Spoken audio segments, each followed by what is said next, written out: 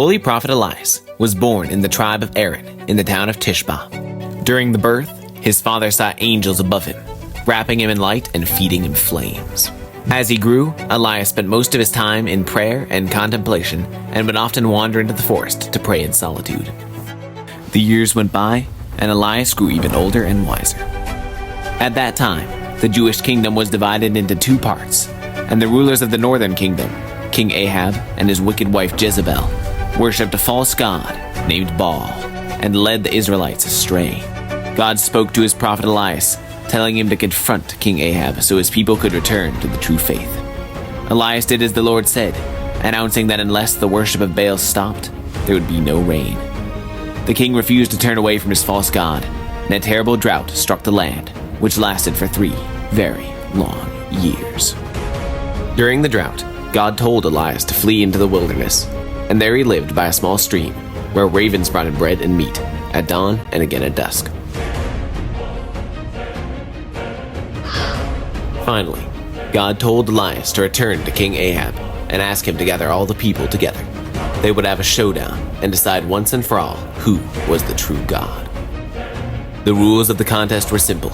Elias told the 450 false priests of Baal to set up an altar on the top of the mountain and put a bull on it, and he would do the same. Then they would pray to their gods to light the offerings on fire. Whichever one lit the fire was the true God. The 450 priests of Baal began to pray fervently for hours, but no matter what they did, shouting, dancing, or leaping, the offering would not light. Elias stepped forward and commanded for a trench to be dug around his altar. Then buckets of water to be poured over his altar 3 times until the bull, the wood, and the stones were completely soaked. Then he began to pray.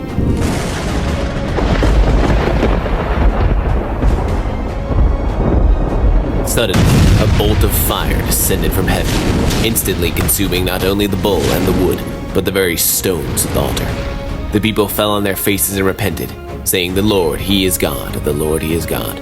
And the 450 prophets of Baal were silent. After some time, Elias found a pupil named Elisha, who became his helper and student. They worked side by side, Elias teaching Elisha that real strength comes from the Lord. After around 6 years, Elias knew that his time on this earth was coming to a close. Elias traveled to the Jordan River, and Elisha followed. When they arrived, Elias took off his cloak and struck the river, miraculously splitting it in 2.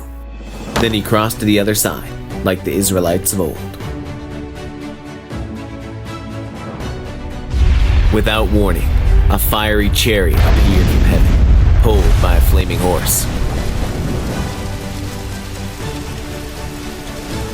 Elias climbed in, and it vanished into the sky. Holy Prophet Elias, pray to God for us.